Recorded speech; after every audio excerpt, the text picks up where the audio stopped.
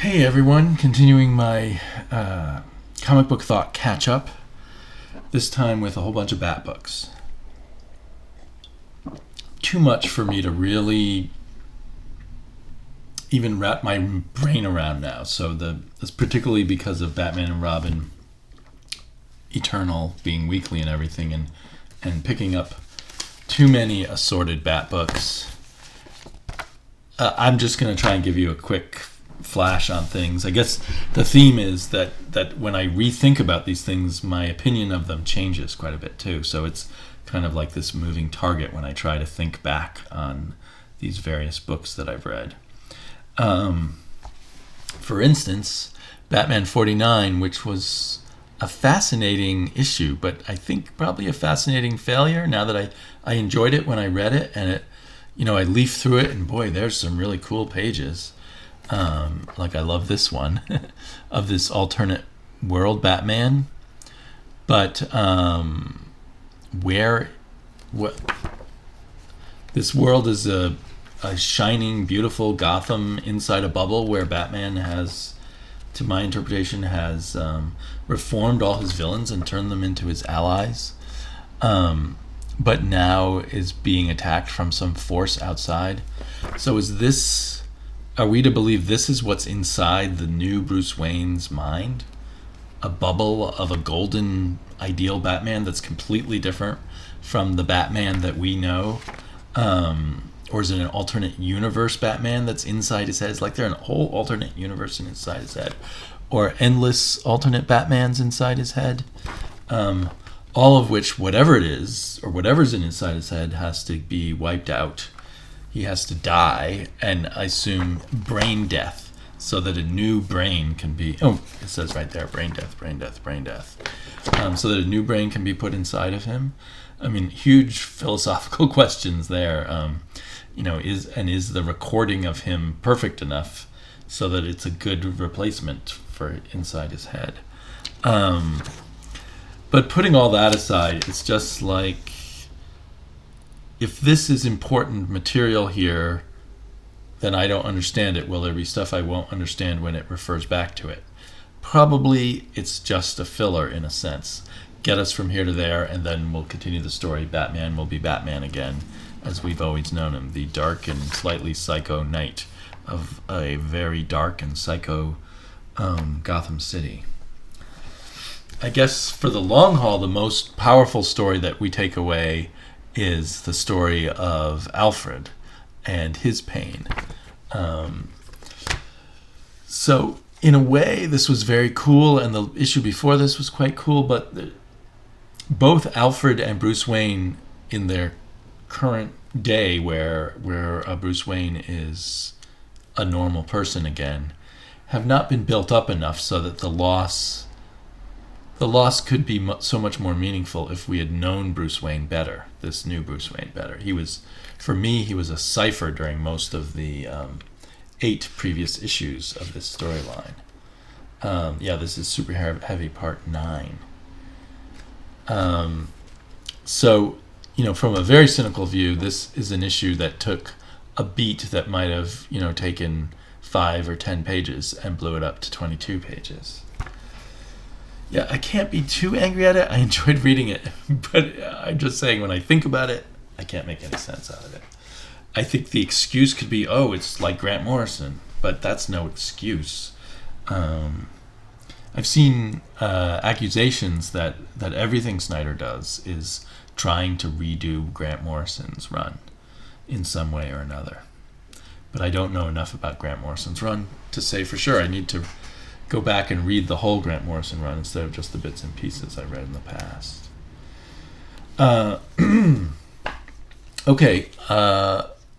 Batman Son of Robin, I have the totally admittedly ugly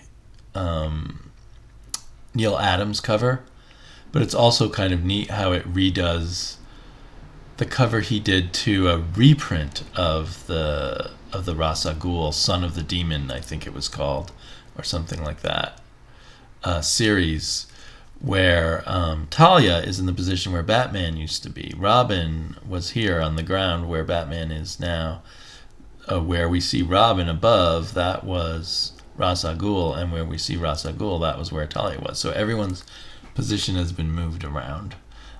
It has no meaning for the Robin comic. This, I think, I assume, is the last Patrick Gleason issue.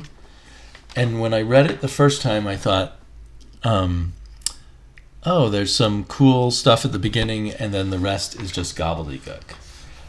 When I reread it, I found, Robin's adventures in Gotham City to have more meaning, and it made really kind of a nice coda and bridge between Robin's time with Nobody and Goliath and his year of redemption. Made a nice bridge between that and bringing Robin back to some kind of solo adventures. I don't know if he will at least for a few more issues before Rebirth, bring him back to Gotham in a way that had more class and grace than it might otherwise. And on top of that, still just utterly kicking ass with his artwork and the colors, as always, by his colorist, really being killer. I loved the ending. So kind of with a rethinking this Robin Son of Batman for what it is, kind of a filler issue, is like one of the best filler issues I've ever read, between the art and... But that took a rereading. It definitely took a second reading of it to get to that point. And I really have to hand it to Gleason. Actually, this is fascinating. The cover is an upside-down Gotham. What's that about? I have to think about that. I really have to hand it to Gleason because the first 6 issues of Robin Son of Batman, which I am positive he'd meant to be 12 issues since it was, called the Year of Redemption or whatever it was called. It was supposed to be a year. He managed to wrap it up in 6 issues, probably when he was told halfway through that that's what he would have to do.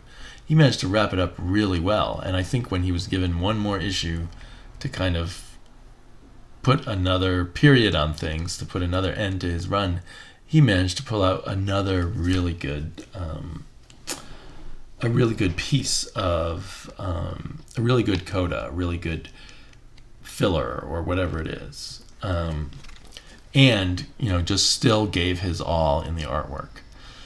So I am really sad about that this becomes one of those great comics that only some people know about and is truncated and never gets to go where it should have.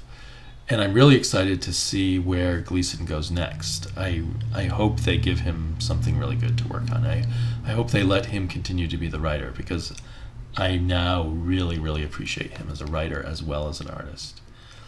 At first issue or two when he was the writer, I had a few doubts, but once I saw where he was going and what he was really doing, I realized what a great job he was doing.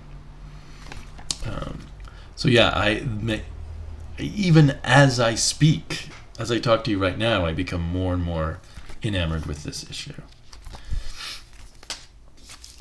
So there's that. Then there is Grayson, which this issue, there's the real cover, was graced by stunning artwork by Mikhail Janin and was this fun spy romp. But when the fun spy romp continues in the next issue with another weird cover by Neil Adams, but that's neither here nor there, with a different artist. And I'm not going to blame this artist because I think the writers are also there. I think this might be their last issue or second to last issue, Seeley and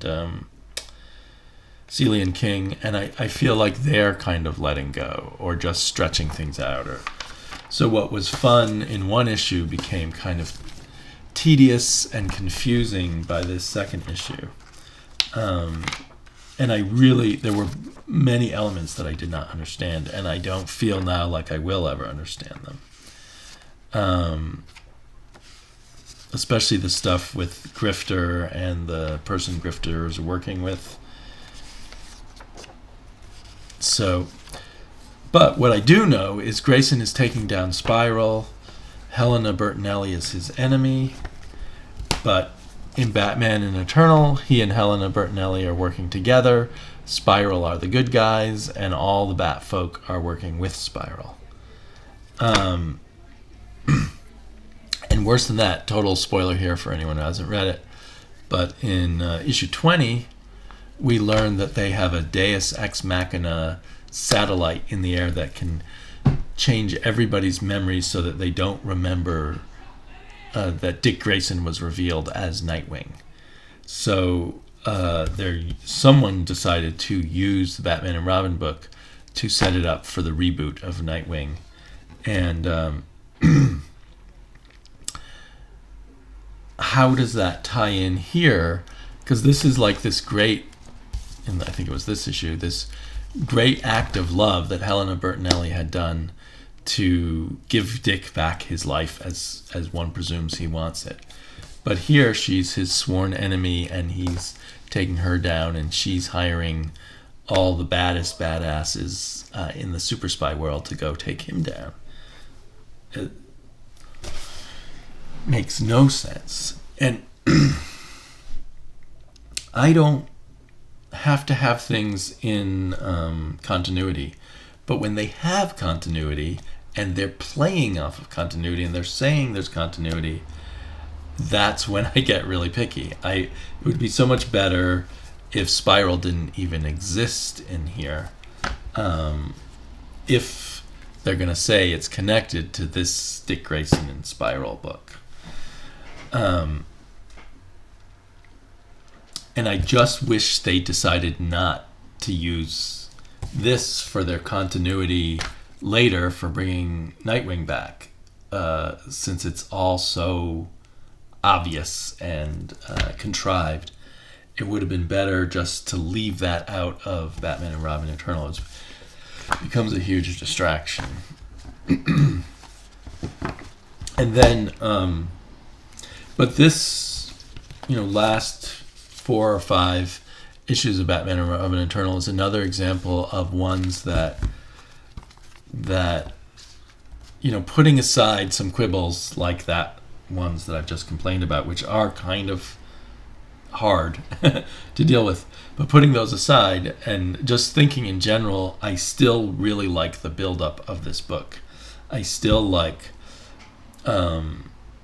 where they're going with Bluebird, with suddenly forgot her name, Harper Row, with Harper Row Bluebird, where they're going with her, where they've been going with Cassandra Cain, and mostly where they were going with Red Hood and Red Robin. So there were all those interesting things. I would get caught up in the details where they were annoying, but overall, looking back on it now, I don't know. Sorry, I'm just stumbling over my words. Because as I'm talking about it in general, I'm thinking about specifics. Should I bring up this? Should I bring up that? Let's just talk about the last one. Was finally written by Tinian again, who seems to be the man in charge, and it was entirely a flashback issue to Mother's story, and it was this is some of the best Tony S. Daniel art I've seen I haven't been one following Tony S. Daniel's career. Sorry. It was, of the Tony S. Daniel art that I've seen, I liked this a lot. Great coloring, too. And there was a lot of good stuff about Mother's story, but there was also some sort of on-the-nose stuff that bothered me at the time. Stuff that was a little too easy. The old Tinian, who takes the too easy route and the too contrived, too obvious route. But finally, what bothered me most is that, huge spoiler here for this issue, that so again, these Batman things are always aimed at people who've already read the Batman books, because so many people read them. I sort of feel like I can do that with Batman. That all along, Mother was right there in the house, and Bruce Wayne didn't know it. that Bruce Wayne can be totally fooled by Mother, that she is superior to him in some way, that he didn't have an inkling of any of this.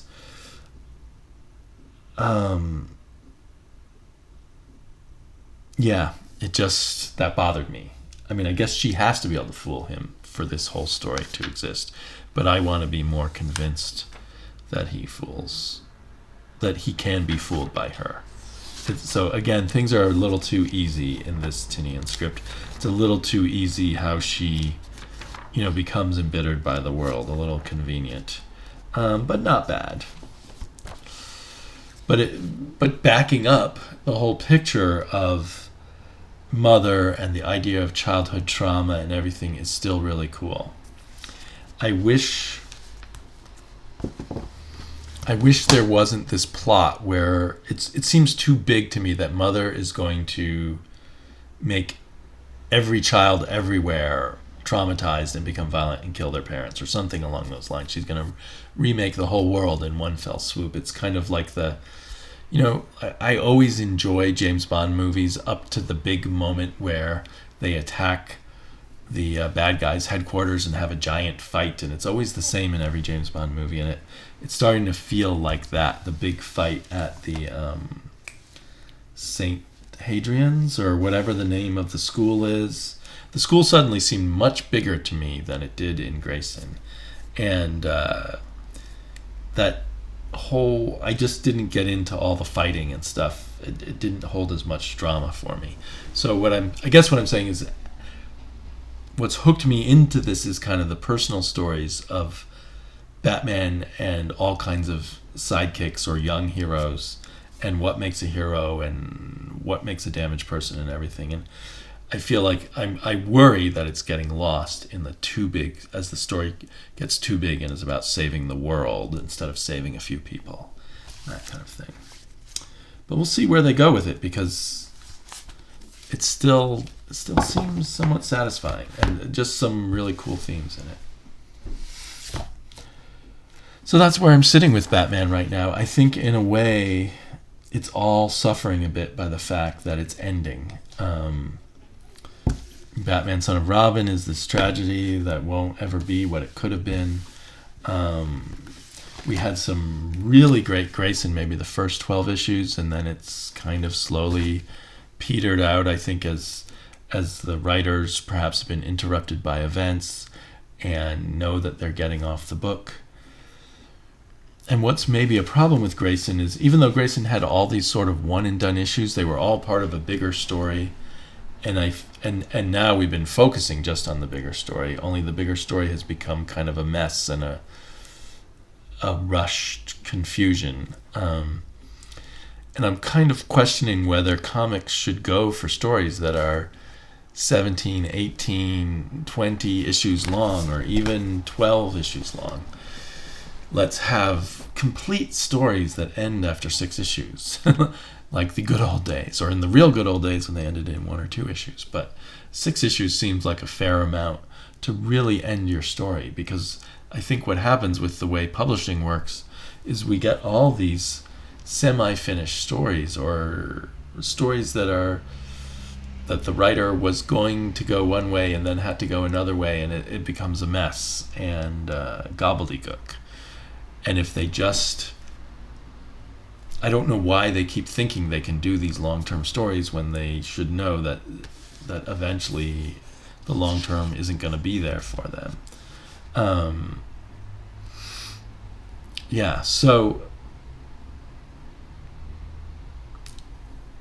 So like Grayson is the biggest culprit there. I was so excited about Grayson, and now I realize I'm never going to have a satisfying ending to the Grayson Spiral story. It's going to be a mismatch, a mushy mess, I think. I still have those really great early issues, and if I didn't view them as part of a larger story, I should be satisfied with them. And when we have Rebirth, will all the stuff that we've gone through with Snyder mean anything? Was it worth trying to figure out what Snyder was up to? I know I'm more anti-Snyder than most Bat readers. And why am I so tough on Snyder? I don't know if Luke, when he talked about some people being too hard on Batman, on the Snyder Batman book, was at all thinking about me. Maybe, maybe not. But I do think I am kind of harder on him than other writers. And I think it's because he seems to always be signaling that something important is happening. And then I'm trying to figure out what that important thing is. And then I'm getting kind of frustrated. So I think smaller would be better. Story arcs that really end in 6 issues. There's something I'm reading, Doctor Strange, that says the story arc is ended, but it's really just beginning in 6 issues. So stories that really end in 6 issues and then really start a new story, not kind of drag it out endlessly unless you have some contract with your publisher that says they will not meddle with you at all. And they give you 20 issues or 28 issues or whatever it is you expect to do. And even then, how many writers are really capable of making a coherent story that, crosses so many years worth of issues? So that's my lecture for the night. I'll talk to you. I'm getting sleepy, so I have at least one more of these comic book thought blitzes to go, if not 2 more. Talk to you later.